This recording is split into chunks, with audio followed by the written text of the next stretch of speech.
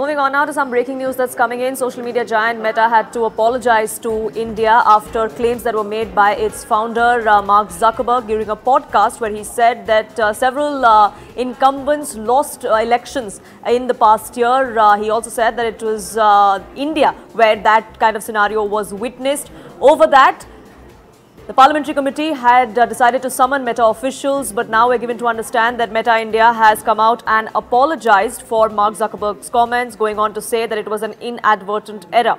Payal now joining us, getting us more details. Payal, the statement has come to the fore from the public policy advisor of Meta. He put that out on social media, also tagging the Union Minister to make sure that that apology reaches the power corridors here in India. Well, absolutely. India has once again asserted its power, essentially, Poonam, because given the fact that this statement of Mr. Zuckerberg came on the 10th, it was on the 13th that Ashwini Vaishnaw, in fact, put out that elaborate tweet calling out Meta and its, of course, duplicity and misrepresentation of facts, given the fact that, you know, in that conversation, Mr. Zuckerberg had hinted that because of poor COVID management, many countries lost the election and India was one of them, which was not true.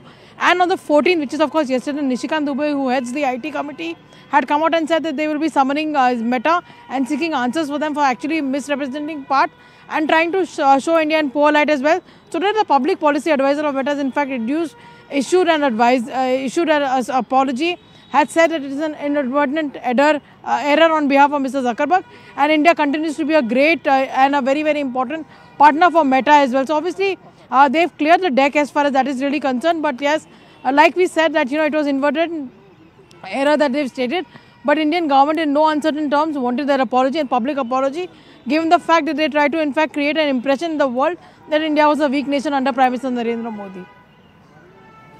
So India there asserting its power, and apology coming to the fore from the social media giant. For the moment, Payal, thank you so much for getting us the latest on that front. Slipping into a quick break here on this edition of Nation at 5, but news and updates continue here on CNN News 18. Don't go anywhere.